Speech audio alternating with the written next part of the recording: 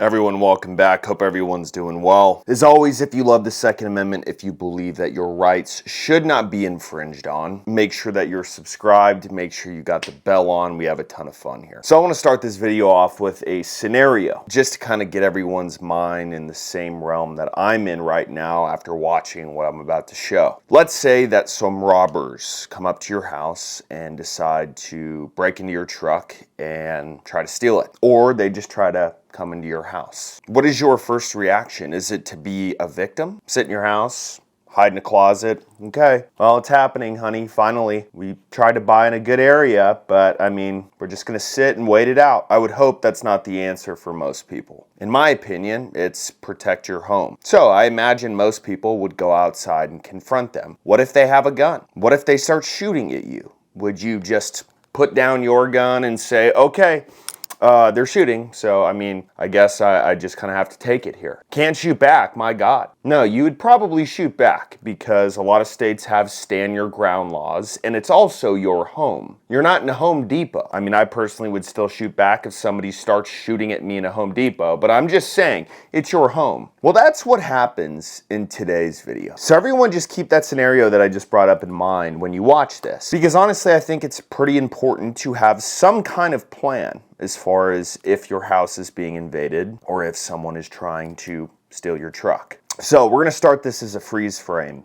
This black van right here is not involved in this. It's the car next to it. It looks like, to me, a Toyota Corolla silver. But there's some shadowy figures in front of the house, and they're trying to, what it looks like to me and what's been reported, is get into one of these vehicles over here. So what happened was the homeowner saw this on their security camera. Good job for having those, man. But a lot of them nowadays, they have motion detection. So for me at least, if there's movement around any point of my house, I get a notification on my phone and I can look at it. So that's most likely what happened here. This homeowner walks out of his house with a gun. Let's stop right there. Is that wrong? Does your property end at your front door? No. Usually you buy a lot or the entire lot that your house sits on. That's your property. If you want to sit outside on your front lawn with a gun, it's your property. So this man walking out of his house with a gun, still well within whatever he thinks he has to do to protect his family. And as soon as these thieves see the homeowner,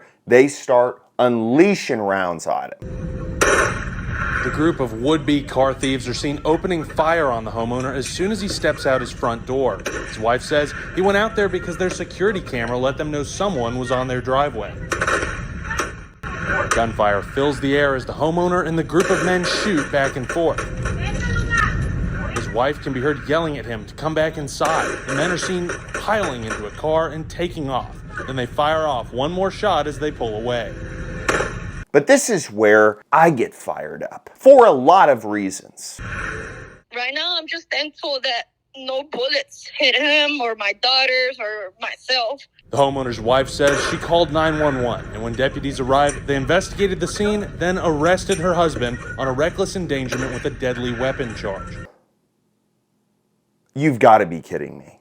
Now, we don't know every single detail about this. I imagine the cops didn't know every single detail about this. And we are going to break this down like no one's business because I think it's super important. But this is a perfect example on why I talk about how important it is to have a USCCA membership. Right here. You're in your home. You're having a nice night with your wife. Some people come to try to steal your vehicle, and you have to go out and defend your home. You don't even fire first. Yet, when the police come, they arrest you. And this man is now looking at 6 years in prison for the charge. That is why it is so important to have a USCCA membership to me. They got a critical response team that this guy could have called, been on the phone with them when the cops showed up. They would have told this guy, say nothing. Don't talk to him. It does not help you at all. It's going to hurt you. And then after he was arrested, they have a great attorney network. He would be covered under a $2 million liability policy. He also would have had access to a whole bunch of training. And I know all of us think, well, that can never happen to me. All it takes is once. And that one time can change your life if the cops decide, well, you shot a gun, we got to take you in. We got to charge you with something. So I personally am an elite member of USCCA. I don't know if there's ever a best time to join because I think everybody needs it, just like car insurance. But right now, on top of all of the stuff you get with the membership, they are giving away some amazing bonuses as well. Everyone gets this awesome range bag. I use mine all the time. Great bag. People who want to sign up for Platinum also get this backpack. And from May 27th to the 31st, everyone gets a special bonus of the Vault by Pelican. This thing's awesome. I mean, if you know Pelican, you know it is. So, in my opinion, a USCCA membership is irreplaceable, one of the most important things that I personally own. There's going to be a link below the video. Go join almost 1 million members. Now, that being said, I want to go into the details of what I think got this guy arrested, because he did talk to the police. And I imagine that when a lot of people think that they are morally correct, right? They were trying to break into my car.